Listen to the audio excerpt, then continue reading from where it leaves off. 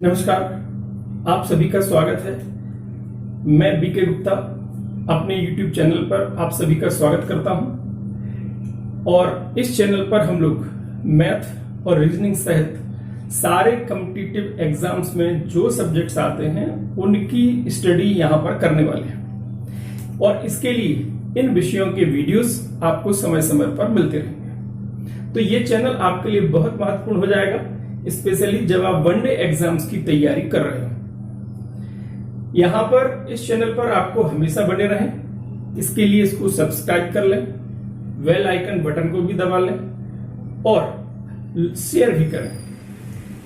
जब आप सब्सक्राइबर बन जाएंगे तो यहां से आपको जो भी नए वीडियोस यहां से हम लोग डालेंगे उसके बारे में सूचना आपको मिलती रहेगी और आपकी तैयारी के लिए आपको यहां वहां नहीं जाना पड़ेगा। इसी चैनल के माध्यम से आपकी बहुत अच्छे लेवल की तैयारी यहां पर हो सकती है। आज हम लोग गणित यहां पर पढ़ने वाले हैं। एक तरह से ये पहला वीडियो है जो गणित से संबंधित है और आज उसमें जो पहला टॉपिक हम लोग पढ़ने जा रहे हैं वो है मिश्र समानुपात या चेन रूल। मिश्र समानुपात या चेन रूल का संबंध यूनिटरी या एकक नियम से है। यूनिटरी मेथड या एकक नियम। एकक नियम का प्रयोग हम लोग छोटी क्लासेस में पढ़ते रहे हैं। यहां पर उसी एकक नियम का प्रयोग थोड़ा सा बड़े रूप में है। एकक नियम केवल दो ही वेरिएबल्स के साथ डील करता है, जबकि चेन रूल दो से ज्यादा वेरिएबल्स भी हों, 3 वेरिएबल्स हों, 4 हों, 5 हों, तो ये चेन रूल में सारे कॉन्सेप्ट्स एक साथ लग जाते हैं। चेन रूल या मिश्र समानुपात का मतलब है कि यहां पर अनेक अनुपातों का मिश्रण। अनुपात इस रूप में कि जब दो वेरिएबल्स एक दूसरे से संबंधित हैं तो उनके बीच में एक अनुपात चलता है। वेरिएबल्स के बीच में जो संबंध है वो दो प्रकार के होते हैं, एक सीधा संबंध और एक उल्टा संबंध। सीधा संबंध जिसे हम समानुपाती भी बोलते हैं और अधिकतर गणित में समानुपाती के शब्द का प्रयोग आपको देखने को मिलेगा। इंग्लिश में उसको डायरेक्ट प्रोपोर्शनल कहा जाता है। और दूसरा संबंध जो उल्टा संबंध है वो व्युत्क्रमानुपाती कहलाता है या उसे इंग्लिश में इनवर्स प्रोपोर्शनल या इनडायरेक्ट प्रोपोर्शनल कहा जाता है। सीधा संबंध वो है जहां पर दो वेरिएबल्स इस तरीके से एक दूसरे से जुड़े हों कि एक के बढ़ने से दूसरा बढ़े या फिर एक के घटने से दूसरा घटे। मतलब जैसा परिवर्तन एक वेरिएबल में करेंगे अगर वैसा ही परिवर्तन दूसरे वेरिएबल में भी हो रहा है तो इस प्रकार का संबंध सीधा संबंध या समानुपात कहलाएगा। दूसरा जो उल्टा संबंध है वो तब होगा जब वेरिएबल्स इस तरह से जुड़े हों कि एक को बढ़ाने से दूसरा वाला घट जाता हो या फिर एक को घटाने से दूसरा वाला बढ़ जाता हो, यानी उल्टा चेंज होता हो। तब हम उनके बीच का जो संबंध है उसको व्युत्क्रमानुपाती या उल्टा संबंध उनके बीच में कहा जाता है। ये दो प्रकार के संबंध ही यहां पर चलेंगे।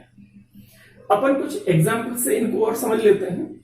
जैसे आप देखें कि जो सीधा संबंध या समानुपाती वाला संबंध है वो मूल्य और मात्रा के बीच में हो सकता है, इस रूप में कि अगर आप किसी वस्तु की ज्यादा मात्रा खरीद रहे हो तो उसका मूल्य ज्यादा चुकाना पड़ेगा और अगर आपने कम मात्रा उसकी खरीदी है तो मूल्य भी कम लगेगा। इसी तरह का संबंध आप दूरी और चाल में देखोगे। जितनी ज्यादा चाल होगी दूरी भी उतनी ज्यादा ही तय होगी। अगर आप धीमी चाल से चल रहे हैं तो उतने ही समय में कम दूरी तय कर पाएंगे। तो दूरी और चाल भी समानुपाती के रूप में।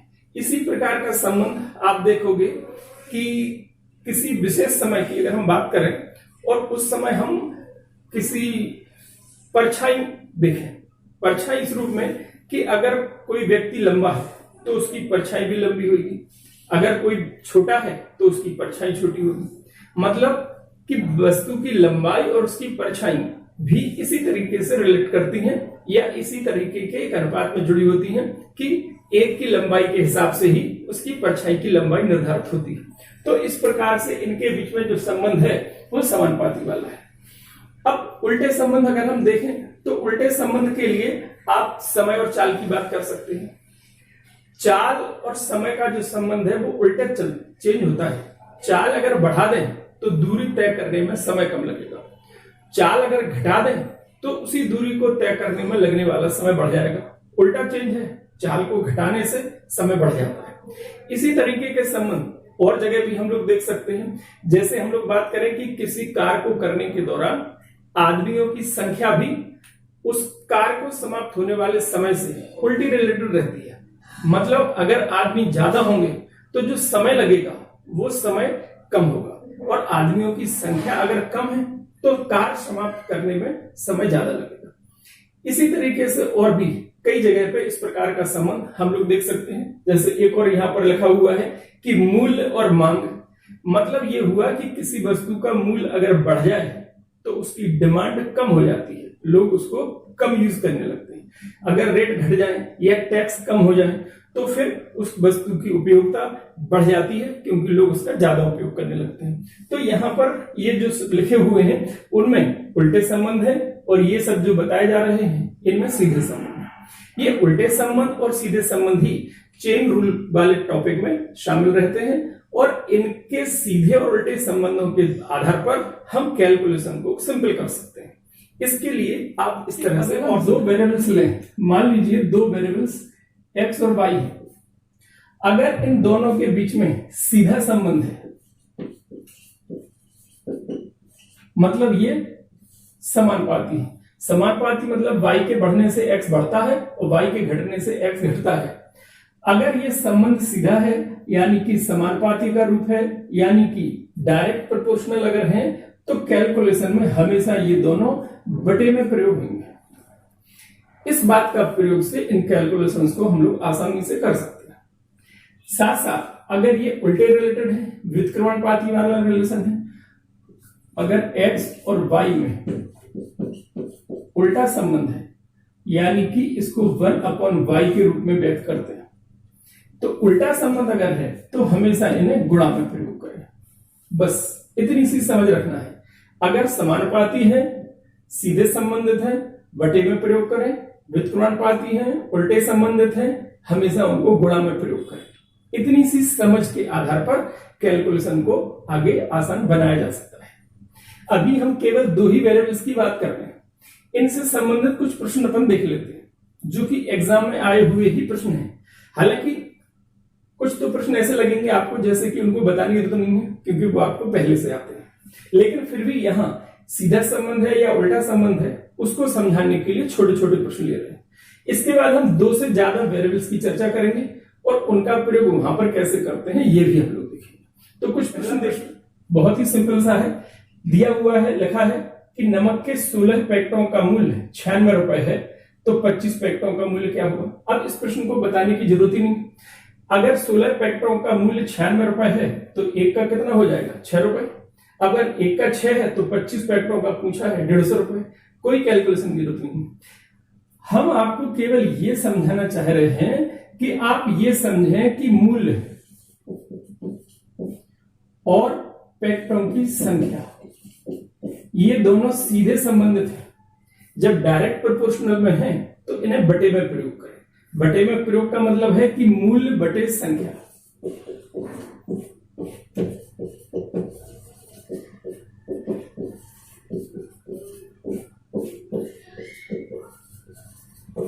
दोनों तरफ लिखा है।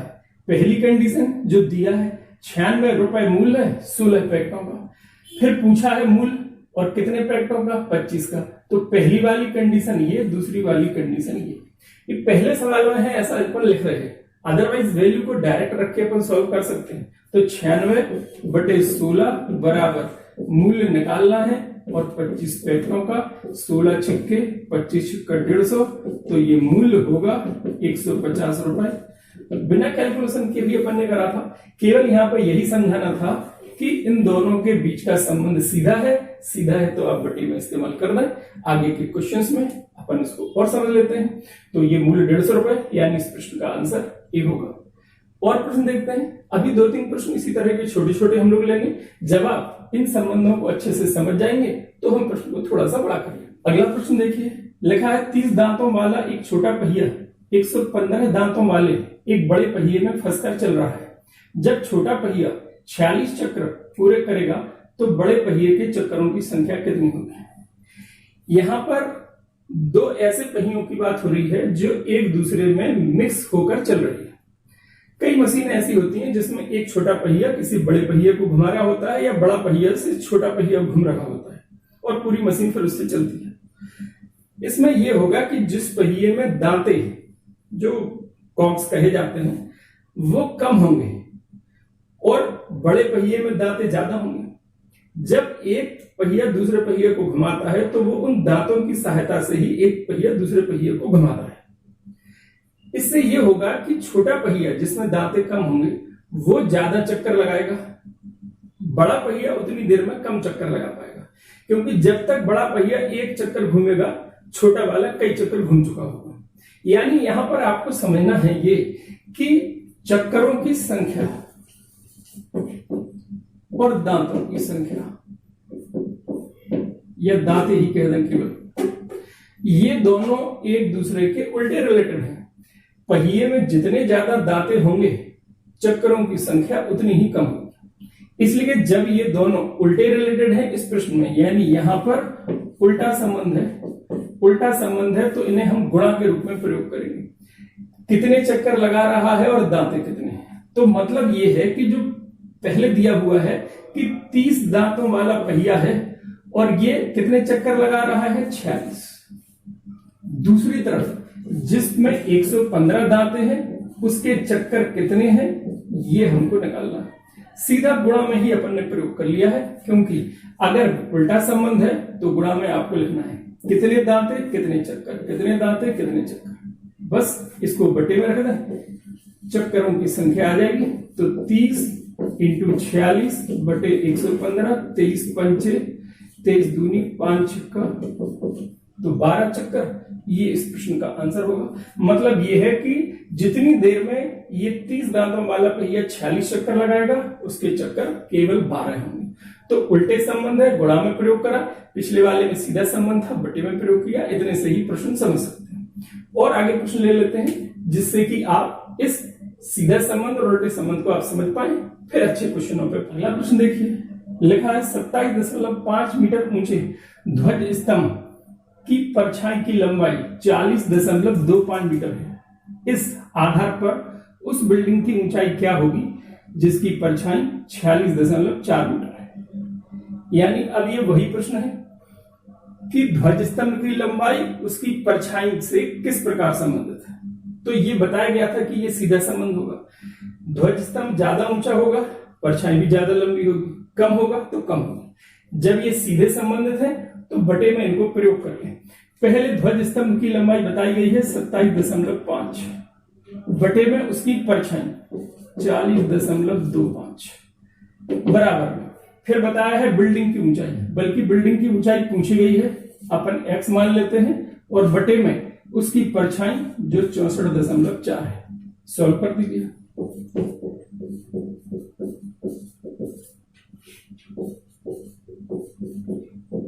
x की वैल्यू पॉइंट से ये दोनों हटा दें।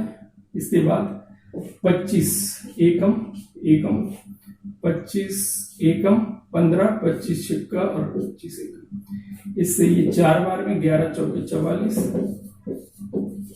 मतलब ये है कि जिस बिल्डिंग की परछाई वो 46.4 बता रहे हैं उसकी ऊंचाई 44 मीटर। अगला प्रश्न देखें, लिखा है 66 किलोमीटर की दूरी को मानचित्र के पैमाने पर 3.5 सेंटीमीटर व्यक्त करता है।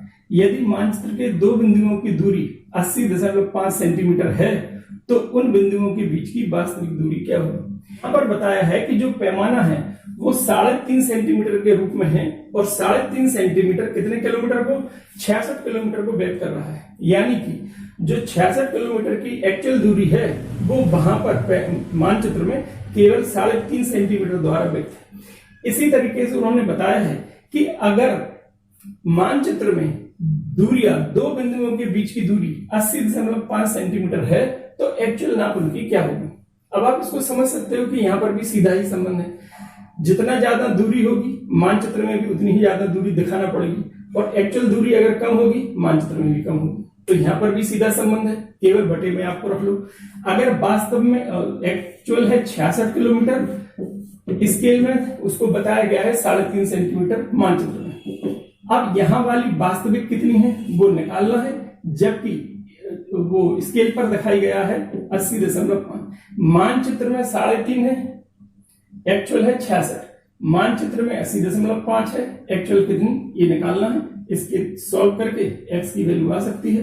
x निकालने के लिए 66 इंटू 80.5 बटे 3.5, 5 सत्ते 5 एकम, 5 का 5 एकम, 7 दूनी 14, 7 तिया 21, 66 इंटू 23 गुणा कर लीजिए 1518 किलोमीटर। तो 3.5 सेंटीमीटर अगर 66 है तो वही उसी स्तर पर 80.5 सेंटीमीटर की जो डिस्टेंस है वो 1518 किलोमीटर के द्वारा व्यक्त की गई होगी। ठीक, इस तरीके से इस प्रश्न का आंसर सी। तो ये समानुपाती और व्युत्क्रमानुपाती के कुछ प्रश्न थे। और एक और प्रश्न और अगला प्रश्न देखिए, लिखा है एक डोरी 12 सेंटीमीटर त्रिज्या वाले बेलन के 65 चक्र पूरे करती है। तो बताइए वही डोरी 20 सेंटीमीटर वाले बेलन के कितने चक्र पूरे कर सकती है। यहां पर आपको यह समझना होगा कि एक ही त्रिज्या अगर ज्यादा हो जाएगी तो चक्करों की संख्या कम हो जाएगी। तो यहां पर संबंध उल्टा हो गया। उल्टा हो गया, हम गुणा के रूप में प्रयोग करेंगे। किस किस का गुणा करेंगे, त्रिज्या का और चक्करों की संख्या का। तो पहले त्रिज्या कितनी है 12, चक्कर है 65। अब जो त्रिज्या है वो है 20 और चक्करों की संख्या अपन को निकालना है। तो x की वैल्यू 12 इंटू 65 बटे 20 से आ सकती है। 4 तिया 4 पंचे 13, 39 चक्कर, यानी कि इसका आंसर बी हो जाएगा। ये सारे प्रश्न जो अभी किए इनमें केवल 2 ही वेरिएबल्स का हम लोग प्रयोग कर रहे थे। अब हम लोग 3 वेरिएबल्स का एक क्वेश्चन और देखते। तो 3 वेरिएबल से संबंधित कॉन्सेप्ट समझ लें। अगर मान लीजिए ऐसा है कि x समानुपाती है y के, यानी कि दोनों सीधे संबंधित है, और x समानुपाती है z के भी, यानी कि x y के भी समानुपाती है और x z के भी समानुपाती है। जब ये दोनों के समानुपाती है तो इन दोनों को बटे में प्रयोग करना है, यानी यहां पर फॉर्मूला x बटे yz और x बटे yz, पहली कंडीशन और दूसरी कंडीशन। इस तरीके से आपको वैल्यू रख के प्रयोग करना है। अगर मान लीजिए ऐसा होता कि x समानुपाती है y के, समानुपाती है z के, यानी यहां पर सीधा संबंध है और x का z से उल्टा संबंध है। एक से सीधा एक से उल्टा, जिससे उल्टा है वो गुणा में आएगा और जिससे सीधा है वो बटे में आएगा। फॉर्मूला क्या बना देंगे, x z बटे y। z व्युत्क्रमानुपाती है, उल्टा आ जाएगा गुणे में, और ये सीधा संबंधित है बटे में। तो x 1 1 1 पहली कंडीशन और ये दूसरी। अगला प्रश्न में लिखा हुआ है 750 ग्राम भार वाले शक्कर के 38 पैकेटों का मूल्य 420 रुपए है। तो 60 पैकेटों का मूल्य क्या होगा, जबकि प्रत्येक पैकेट का भार 950 ग्राम है। यहां पर 3 चीजों के बारे में बात हो रही है, मूल्य और पैकेटों की संख्या और पैकेट का भार। आप ये समझ सकते हैं कि पैकेट अगर छोटे साइज का है, कम भार वाला है, तो मूल्य कम होगा, ज्यादा भार वाला है ज्यादा होगा। इन दोनों का तो अपन को पहले से ही पता है कि ज्यादा पैकेट खरीदेंगे मूल्य ज्यादा लगेगा। मतलब ये है कि मूल्य का संबंध इससे भी सीधा है और मूल्य का संबंध इससे भी सीधा है। ठीक, जब सीधे हैं तो ये दोनों मूल्य के बटे में इस्तेमाल होंगे। मूल्य 420 रुपए है, तब पैकेट कितने, पैकेट है 38 और प्रत्येक का भार है 750 ग्राम। अब वो इन दूसरी तरफ का मूल्य आपसे पूछ रहा है। अब प्रत्येक पैकेट 950 ग्राम भार का है और पैकेटों की संख्या 60 पैकेट लेना है 950 ग्राम। सीधा डायरेक्ट वैल्यू रख रहे हैं अपन और उसके अनुसार सॉल्व कर सकते हैं। इसमें आप सॉल्व कर लीजिए। 19 दूनी 19 पंचे और 15 चौके 15 पंचे, ये 2 दूनी मल्टीप्लाई करिए तो 840 रुपए, ये इसका आंसर होगा।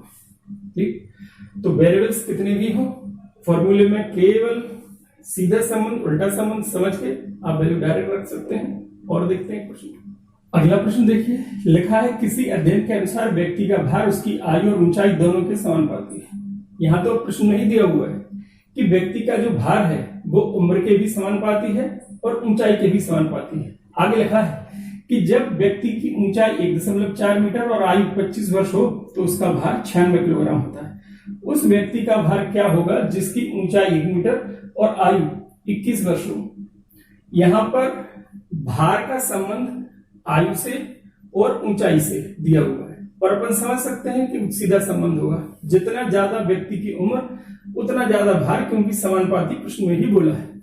तो हम सीधा भार अपॉन उम्र इनटू लंबाई इसके अनुसार बना सकते हैं, क्योंकि भार उम्र और लंबाई के समानुपाती। तो व्यक्ति का भार कितना बताया है? व्यक्ति का भार बताया है 96 किलोग्राम, उम्र है 25 वर्ष और ऊंचाई है 1.4 मीटर। इसके बाद भार क्या होगा ये वो पूछ रहा है, जबकि उसकी उम्र 21 वर्ष और लंबाई 1 मीटर। इसको सॉल्व कर दें, भार आ जाएगा तो 96 इंटू 21/25 इंटू 1.4, पॉइंट हटा दीजिए, 0 आएगा, 7 दूनी 7 तिया 25, 5 छिक्का और 2 से काट दें 48 बार, तो 6 8 48, 6 चौक 24, 28/5, 25, 5 7 35 कितने किलोग्राम, यानी कि इस प्रश्न का आंसर ए होगा। तो 3 वेरिएबल्स। आगे जो प्रश्न अब है वो किए गए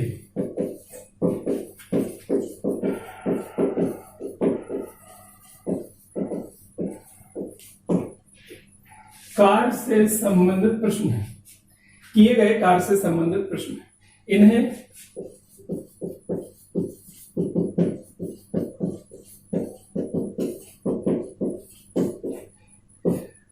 आदमी, औरत और बच्चों वाले प्रश्न भी कहा जाता है, जहां पर आदमी, औरतें और बच्चे समूह में कार्य करते हैं। हो सकता है केवल समूह एक ही प्रकार के लोगों का हो, जिसमें या तो केवल आदमी हो या केवल औरतें हो या केवल बच्चे हो, मिश्रित भी हो सकते हैं, कुछ आदमी कुछ औरतें या कुछ बच्चे, इस तरह के। ठीक, अभी बिल्कुल पहला ही प्रश्न हम ले रहे हैं, इसलिए पहले उसके कॉन्सेप्ट को समझ लेंगे, फिर अपन आगे बढ़ेंगे। यहां जो प्रश्न है, पहले आप प्रश्न देख लीजिए। लिखा हुआ है 17 व्यक्ति 8 घंटे प्रतिदिन कार्य करके 26 मीटर लंबी खाई 18 दिन में खोद सकते हैं, तो 34 मजदूर उसी प्रकार की 39 मीटर लंबी खाई 9 घंटे प्रतिदिन कार्य करके कितने दिनों में खोद लेंगे। यहां पर आप देखें कि व्यक्तियों का कार्य है खाई को खोदना, और इसमें व्यक्तियों की संख्या भी दी है, प्रतिदिन कितने घंटे कार्य कर रहे हैं ये भी बताया है, कितने दिन लग रहे हैं ये भी बताया है। तो एक तरह से हम यहां पर ये कह सकते हैं कि उनके द्वारा जो किया गया कार्य है W, वर्क, ये संबंधित है आदमियों की संख्या, M कह लेते हैं, मैन। आदमी जितने ज्यादा होंगे कार्य उनका उतना ही होगा, तो इनका संबंध हो गया सीधा। ये कार्य संबंधित है घंटे,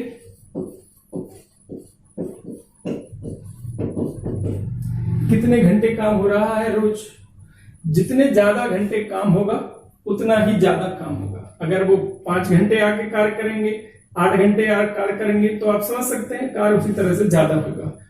इसको H कह सकते हैं। यहां पर भी संबंध सीधा ही है, ज्यादा आदमी ज्यादा कार्य, ज्यादा घंटे तो भी ज्यादा कार्य। कार्य संबंधित है दिनों के लिए, डेज।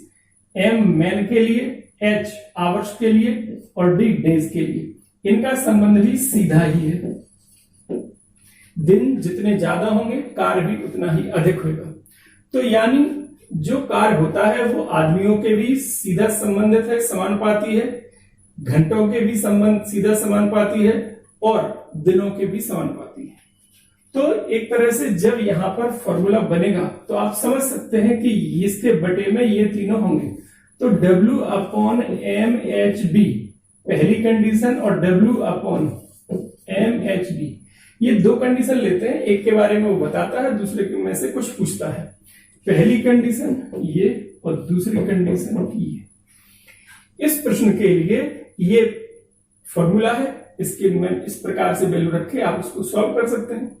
यहां पर एक तरह से 4 वेरिएबल्स प्रयोग हो रहे हैं। एक वेरिएबल आर है और एम, एच और डी आप देख ही रहे हैं। हालांकि इस फॉर्मूले को यूज करें इस तरीके से कि इसको उल्टा करके, मतलब अगर आप ऐसे लिख दें M1 H1 D1 upon W1, M2 H2 D2 upon W2 और अच्छा रहेगा। यहां पर चाहे आप इस वैल्यू रख के सॉल्व करें, इस वैल्यू रख के सॉल्व करें, आंसर में कोई चेंज नहीं आएगा, लेकिन आगे प्रश्नों में कुछ चेंज आएगा जहां से आप समझेंगे कि इस तरह से लिखना बेहतर है। कई बार ऐसा होगा कि कार्य कितना ये नहीं दिया जाएगा, तब W नहीं दिया होगा, तो फिर ऐसे में ऊपर क्या लिखेंगे वो एक प्रॉब्लम लगती है। इसलिए दोनों तरफ उल्टा कर लेते हैं। आदमी तो काम करने के लिए होंगे ही, इसलिए फॉर्मूले को इस तरह से रखना और बेहतर है।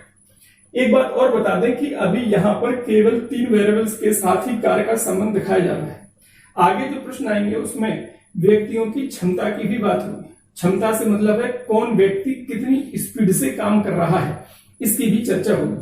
तो जब उसकी चर्चा होगी तो हम उसको भी इस तरह के प्रश्न में शामिल कर लेंगे। क्योंकि जो प्रश्न दिया है उसमें केवल इतने ही वेरिएबल्स हैं, इसलिए इनका जो पैटर्न है सॉल्व करने का, कि आप इस तरीके से वैल्यू रख के आगे इसको सॉल्व कर सकते हैं। आप देखें पहला वाला जो ग्रुप है 17 आदमी दिए हैं, 8 घंटे रोज कार्य कर रहे हैं और 18 दिन में 26 मीटर लंबी खाई खुद रहे, तो वैल्यू हम रख सकते हैं 17 आदमी 8 घंटे रोज 18 दिन में 26 मीटर लंबी खाई खोदना। और दूसरी तरफ यहां पर 34 व्यक्ति हैं, 9 घंटे प्रतिदिन कार्य होना है, दिन वो पूछ रहे हैं, और 39 मीटर लंबी खाई खोदना ये इनके लिए कार्य है। सॉल्व कर लें। 13 दूनी 13 तिया 17 दूनी और 3 तिया 9 और 3 छंग 18, 2 तिया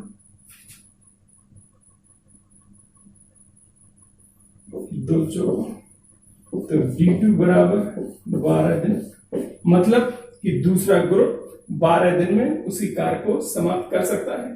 तो देखा हमने कि 2 वेरिएबल्स हो, 3 वेरिएबल्स हो, 4 वेरिएबल्स हो, समानुपात एक ही प्रकार से उसका फॉर्मूला बना सकता है और उनका प्रयोग भी बताता है। संबंध सीधा हो बटे में रख के प्रयोग करें, उल्टा संबंध अगर आपको समझ में आ रहा है तो गुणा में प्रयोग करें, ठीक ना। कितने भी वेरिएबल्स, अभी यहां पर बताया हमने कि क्षमता वाले क्वेश्चन जब लेंगे तो एक वेरिएबल और आ जाएगा। तो आज की वीडियो में इतना ही। अगले वीडियो में इसके आगे का कॉन्सेप्ट आपको दिया जाएगा और उसके संबंधित प्रश्न भी। वीडियो को लाइक करें, शेयर करें और सब्सक्राइब करें, जिससे कि आपको आगे के और वीडियो और अच्छे वीडियो मिलते रहेंगे और आप इसी चैनल पर अपनी पूरी पढ़ाई कॉम्पिटिटिव मैथ्स की कंप्लीट कर सकते हैं और साथ साथ रीजनिंग, कुछ समय में रीजनिंग के वीडियोस भी इसी चैनल पर आपको मिलते रहेंगे। आज के लिए इतना ही। नमस्कार।